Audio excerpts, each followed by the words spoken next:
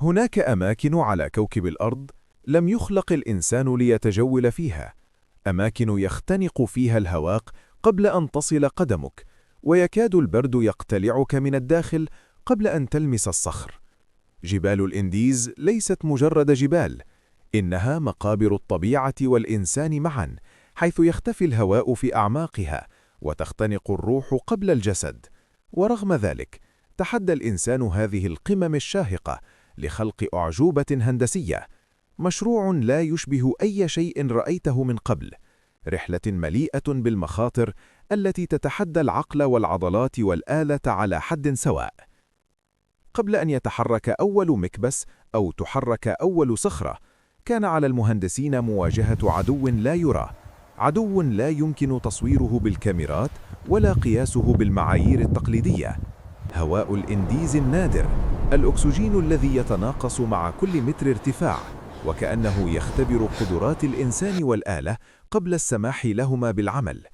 على مستوى سطح البحر، الجرافات والحفارات تتحرك وكأنها ألعاب أطفال، تزيح أطنان التربة دون عناء، محركاتها تعمل بأقصى طاقتها، والوقود يحترق بالكامل. كل شيء يبدو طبيعياً، لكن على ارتفاع يزيد عن 4000 متر تتغير القوانين، وتصبح الفيزياء عدوك الأول. المحركات التي تعتمد على الاحتراق الداخلي تعمل مثل قلوب نابضة، لكنها تحتاج إلى كميات هائلة من الأكسجين. في هذه الارتفاعات ينخفض مستوى الأكسجين بنسبة 40%، فتبدأ محركات هذه الآلات العملاقة بالصراخ، تنبعث منها سحب سوداء كثيفة. الحرارة ترتفع بشكل خطير، وأي خطأ في ضبط الأنظمة يعني تعطل المعدات وربما انفجارها.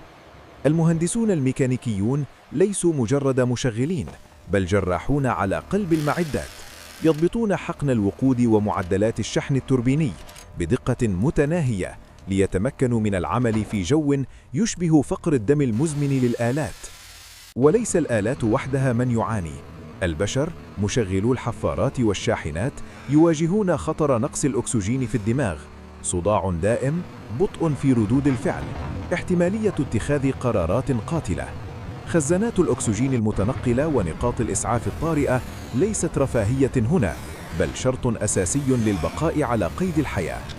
كل نفس هنا انتصار، وكل حركة محسوبة بعناية، لأن ثانية واحدة من التشتت أو الانزلاق على صخرة زلقة يمكن أن تكون النهاية.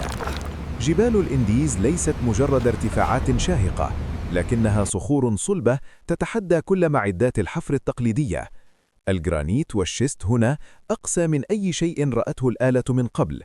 الحل الوحيد هو التفجيرات، ولكن لا يمكن إطلاقها عشوائياً.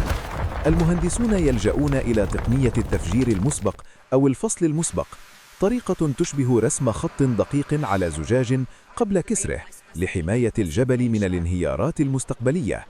يتم حفر صف من الثقوب على طول الطريق، شحنها بكميات صغيرة محسوبة من الديناميت، ثم تفجيرها بشكل أولي لتوجيه انفجار الكتلة الرئيسية بطريقة آمنة. هكذا يتحول الجبل من عدو مرتبص إلى قطعة يمكن التحكم بها، إلى طريق يمكن أن تمر عليه شاحنات ومعدات ثقيلة دون أن تنهار الصخور فوق رؤوس العاملين. بعد تفجير الصخور وفتح الطريق، تبدأ مهمة لا تقل خطورة. العمال المعلقون على جروف شاهقة بدون أي منصة أمان حقيقية.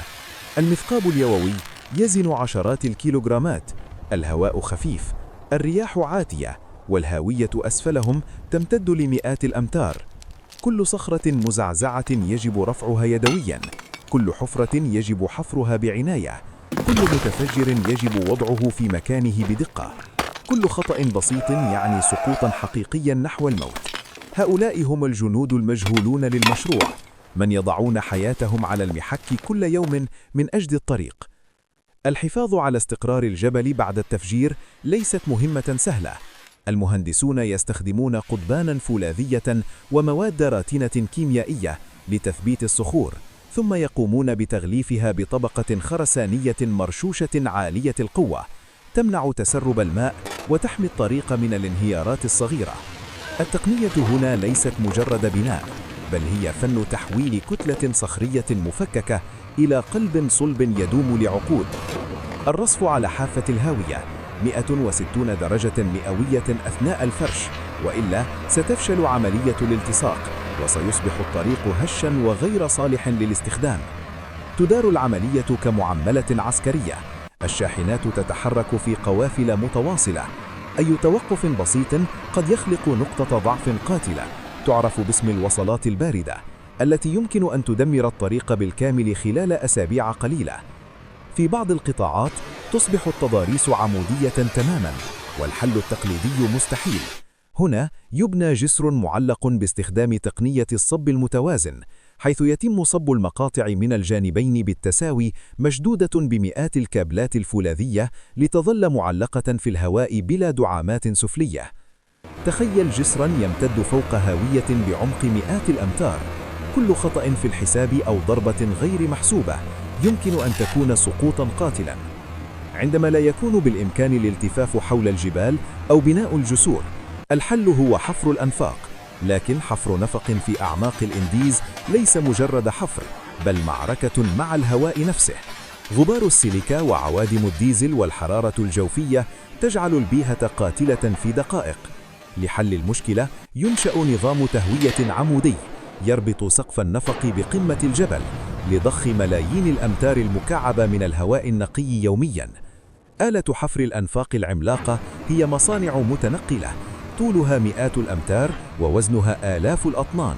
يتم تفكيكها ونقلها بدقة عبر الشاحنات العملاقة، ثم إعادة تجميعها في موقع العمل. في مقدمتها قرص دوار مزود بأسنان فولاذية يضغط على الصخور بقوة آلاف الأطنان، يطحنها ويحركها إلى الخلف عبر سيور ناقلة، بينما الذراع الروبوتي يضع الحلقات الخرسانية مسبقة الصب لتثبيت النفق في الوقت نفسه.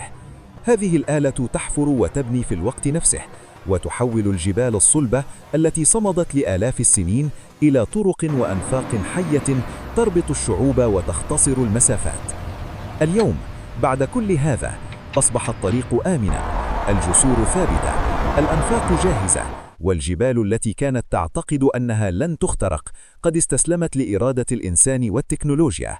لكن السؤال الحقيقي لك أيها المشاهد: هل تمتلك الشجاعة للتسير على هذه الطرق، لتواجه الرياح العاتية والهوام المفتوحة والجبال التي كانت يوما مستحيلة؟